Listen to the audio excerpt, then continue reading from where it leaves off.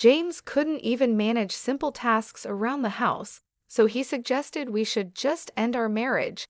James mentioned casually, a smug expression on his face, as he stepped into the hospital room where I lay. I was hooked up to several medical machines, and there was a woman next to him whom I had never seen before. Little did James realize I had amassed a fortune worth $10 million, making a divorce not just a personal turning point, but potentially a life-saving escape for someone like me, who had been merely a homemaker until now. All right, if that's what you want, I silently consented. Staying married to someone who resorted to mocking his partner, especially when they were vulnerable and unwell, was unthinkable. I dug into my bag, retrieved the divorce papers I had the foresight to keep on hand, and presented them to James with a smile. He took them, clearly pleased with himself. "Now I can leave you behind. I'll be happier with her, so don't fret," James declared, looping his arm around the woman, introduced as Sophia Loren. She gave me a disdainful look and mockingly wished me well, now addressing me as if I had lost my status upon their departure.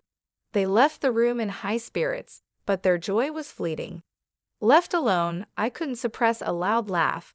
It was Friday, meaning the divorce would be finalized by Monday. The anticipation of freedom in just 3 days was exhilarating. My name is Mary Forleo, a 51-year-old homemaker from a modest farming background. Although I had no special talents, I took great pride in my extensive knowledge of cooking. James, my husband, of the same age and a college peer, and I had both moved to Kansas City from our rural homes. Living by ourselves, I often prepared various meals for James using produce and rice from my family's farm. Many believed I had won his affection through his James Sach, and I was conscious of this. Indeed, James has always been helpless with household tasks. Since our dating days and throughout our marriage, I had been the one taking care of him. I took care of all our home responsibilities, but sadly James and I never had children. Despite this, we found joy in our life together, bonding over our love for food. On his days off, we'd often go on short road trips, seeking out delicious meals to share. Initially, James was gentle and kind, but around 5 years into our marriage, his behavior shifted. He became more controlling. While he never became physically abusive, his words grew harsh, often leaving me hurt. Feeling powerless as a full-time homemaker, I rarely stood up to him, doubting he would listen or value my perspective. James landed a job at a prestigious company after college, but left 7 years later. He hopped from one job to another, leaving us in a constant state of financial instability. However, at his most recent job, where he stayed for 4 years, things seemed different. He got along with his coworkers, and I harbor a small hope he might stick it out. Then, one day, James came home early, announcing he had quit his job yet again. My shock slipped out, causing his temper to flare. I dropped everything to appease him, apologizing for my reaction. James's mood was volatile, and I tread carefully to avoid worsening it. After muttering an apology, which seemed to calm him slightly, I resumed my role, serving him dinner and drinks without further comment. Over the years, my identity had faded. Married at 32, now 17 years later, I seldom showed my true self, instead playing the part of the compliant wife to keep the peace. After James had his fill and fell asleep on the couch, I cleaned up the mess he'd left behind, feeling a wave of sadness over the state of our marriage. This wasn't the life I had dreamed of. Looking back on our happier moments, I questioned whether continuing this way was bearable. The thought of divorce, once unimaginable, now seemed like a potential escape from this cycle of unhappiness. I began to plan my next day with a newfound resolve, ready to face the challenges I had long ignored. As James set off to the employment office, securing yet another job with remarkable speed, I made my way to the city office. There, I filled out and signed divorce papers, although I wasn't fully prepared to file them just yet. Holding on to them gave me a sense of security. I carefully hid the signed documents in a deep corner of my bag that I used often, wary of the potential fallout should James stumble upon them. "Where did you disappear to while I was out looking for jobs?"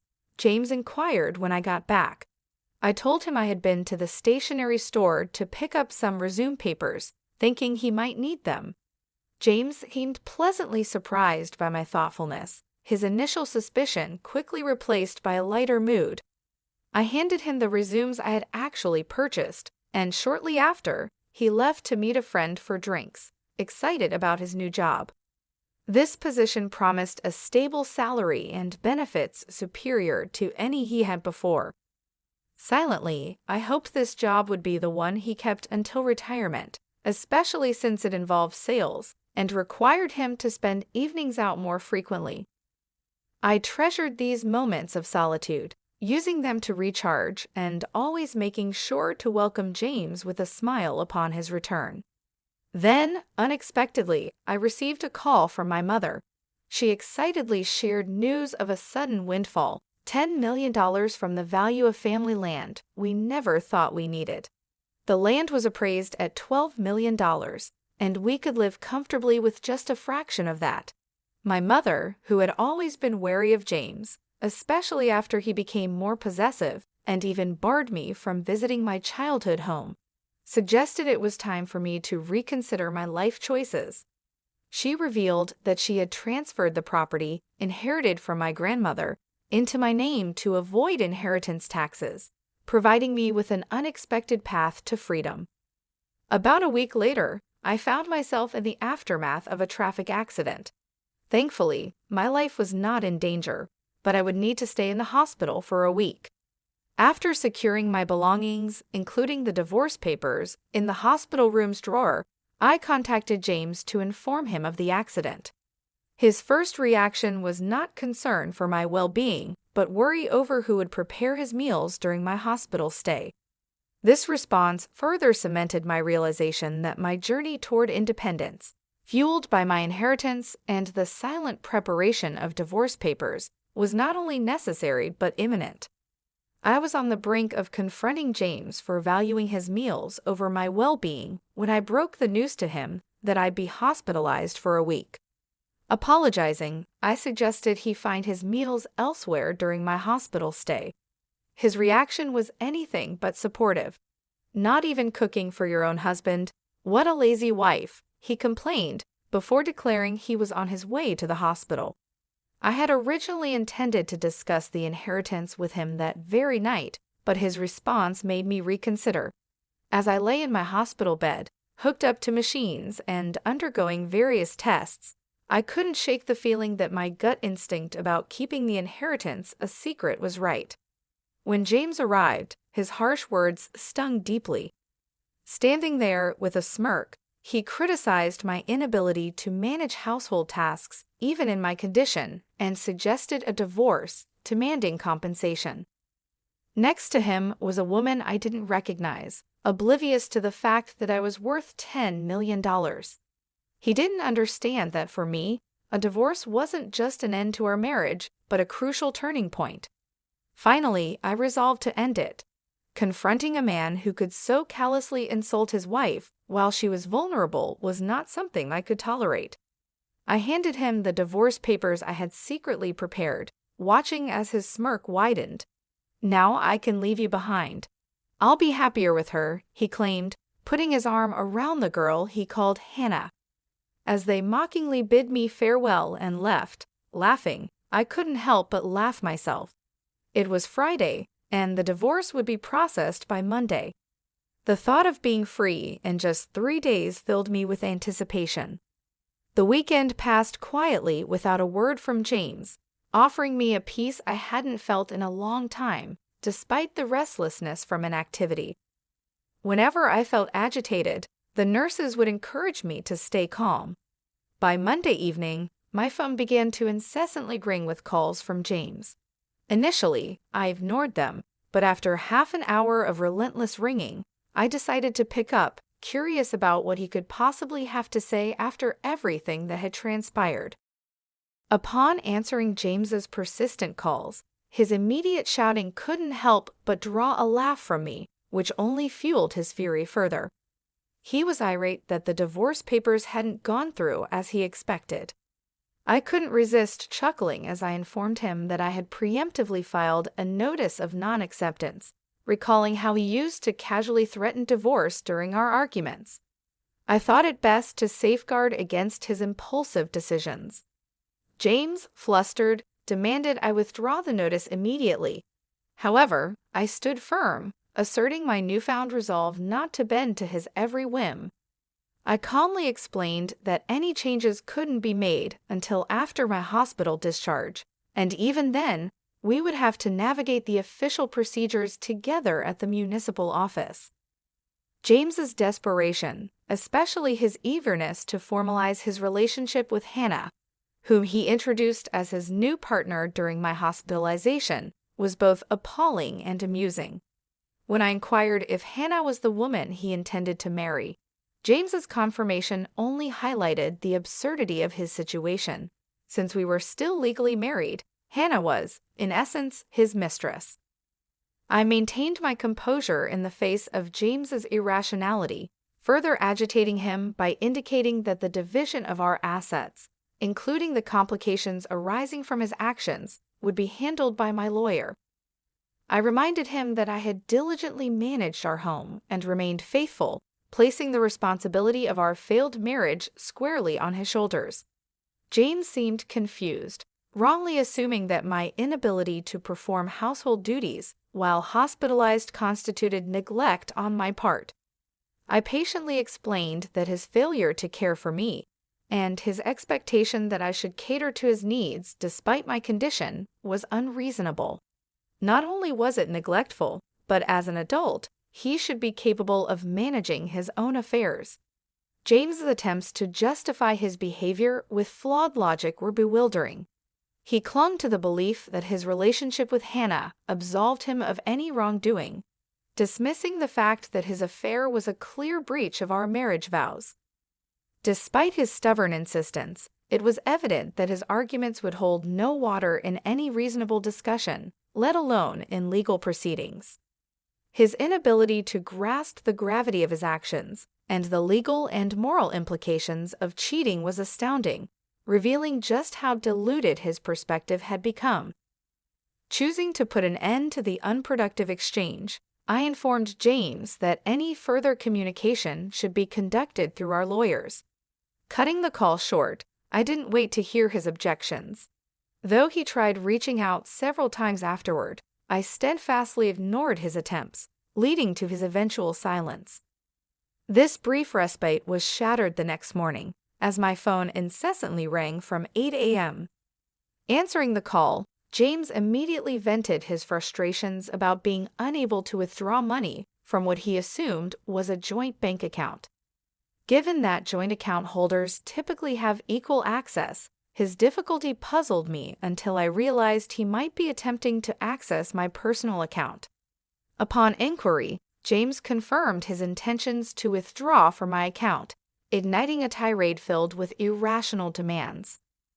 James's outrage was unbridled, yet he failed to grasp the precautions I had taken the day before my hospitalization. Anticipating potential financial recklessness on his part, I had informed the bank to freeze any withdrawals until I could oversee them myself upon discharge. This precaution was vindicated by James's current actions attempting to withdraw funds from an account that, especially in light of our impending divorce, he had no right to access. Despite this, James saw no issue with his request and pressed me for an immediate withdrawal. I firmly reminded him that, in our current state, we were essentially strangers, and I was under no obligation to dispense money to someone who had effectively become an outsider to me. This newfound defiance took James aback, as he was unaccused James to me asserting myself in such a manner. His demands continued, now insisting on receiving money and compensation for the household duties I could not perform from the hospital. It was clear that, despite his educational background, James lacked the basic understanding and respect for our situation after 19 years of marriage. I addressed James with the patience one might use for a child, clarifying that I was no longer the passive partner he was used to manipulating. We would sort out the division of assets legally through a lawyer. His reaction was predictably angry, threatening to confront me in person at the hospital. Unperturbed, I had already taken measures to ensure my privacy and safety, instructing the nursing staff to admit no one but my parents to my room. True to his word, James did attempt to visit, only to be halted at the nurse's station, as evidenced by the continuous ringing and subsequent flood of messages on my phone. This barrier further illustrated the decisive steps I had taken towards independence and self-respect, standing firm against James's unreasonable expectations and intrusions. I archived all the messages James sent as proof and promptly reached out to my lawyer. It wasn't long before my attorney contacted James, which effectively halted the onslaught of messages. Just as I began to think the ordeal was nearing its end, a surprising turn of events unfolded. I was notified about a visitor, Lisa, a long-standing friend with whom I shared a passion for food. We used to explore dining spots together until my marriage. She reached out, expressing concern for my well-being, and dropped a bombshell. She suspected Hannah, the young woman seen with James, was involved in an affair with my husband. My shock deepened when I learned of Lisa's connection to Hannah. She was Lisa's niece. The revelation came about because Hannah had boasted to her family about marrying a 51-year-old man, and a shared photograph revealed that man to be James. The twist that Lisa was inadvertently linked to this messy situation through family ties left me astounded. Lisa had already briefed her sister, Hannah's mother, about the upheaval their niece had stirred in my life. She was contemplating seeking reparation from Hannah for the distress caused, but reassured me that our friendship, spanning 2 decades, wouldn't be sacrificed over this incident. Lisa had arranged a meeting to resolve the matter and invited me to join, offering to provide photographic evidence of the affair. After my hospital discharge, I headed to a secluded dining room in a restaurant with my lawyer, where James and Hannah were indulging in a lavish meal. Their brazenness caught me off guard. James had the audacity to suggest I foot their extravagant bill, but I firmly declined, asserting they covered their own expenses. My primary goal was to negotiate the division of our shared assets. Ignoring James's disparaging remarks, my lawyer and I settled in and laid out the evidence of James's wrongdoing. We presented legal documents delineating James's liability and the proposed division of property, alongside photos Lisa had taken, capturing James and Hannah's intimate moments and Hannah with another man at a hotel. This evidence visibly unsettled both James and Hannah, disrupting their meal. Lisa's timely entrance further escalated the tension. She confessed to capturing the incriminating photos, leaving Hannah bewildered by her aunt's involvement. Lisa then took the opportunity to clarify her actions, emphasizing the importance of accountability and the consequences of Hannah's choices, all while supporting me through this tumultuous chapter. Her intervention not only reinforced our bond, but also underscored the complexities of personal relationships intertwined with familial connections. Lisa, amidst the unfolding drama, assured me of her continued friendship, despite her intent to seek reparations from Hannah. She condemned Hannah's behavior as reprehensible, especially after Hannah falsely claimed to be pregnant. When confronted, Hannah looked visibly unpregnant, leaving everyone, including James, astounded by her claim. It wasn't long before she confessed to fabricating the pregnancy tale, admitting her strategy involved targeting affluent older men, with James unfortunately ensnared by her deceit. She hoped the lie would prompt James to leave me, but with the truth out, James was at a loss for words, especially when faced with his financial incapacity to address the situation. Lisa resolved to have Hannah apologize properly later and escorted her niece away, leaving James and me to a tense conversation. James, now grappling with the fallout, attempted to salvage our relationship, suggesting a fresh start. He argued that my lack of recent employment history would hinder my independence, to which I confidently responded that my financial stability was assured, thanks to my significant personal savings, excluding him from any claim to it. This revelation, along with my intent to proceed with the divorce, underscored my independence and the end of our nearly 3-decade-long marriage. In the aftermath, Hannah made a monetary apology transferred directly to my account, an action enforced by her mother, who also mandated her employment to amass the owed compensation. James, alienated by his actions and the subsequent familial backlash, found himself financially strained, necessitating loans to fulfill his obligations towards me. His professional life suffered as well, with his indiscretion leading to job loss and a new, challenging chapter involving multiple jobs to manage his debts. With the compensation received, I directed a portion towards charitable causes and relocated to the countryside, investing the rest in a serene and fulfilling single lifestyle. My bond with Lisa remained strong. We embraced our singleness, planning to cohabit, explore culinary delights, and embark on leisurely journeys together. Our shared excitement for a future filled with friendship, food, and travel marked a hopeful chapter, ready to commence with the upcoming move. I looked forward to a life of joy and authenticity, free from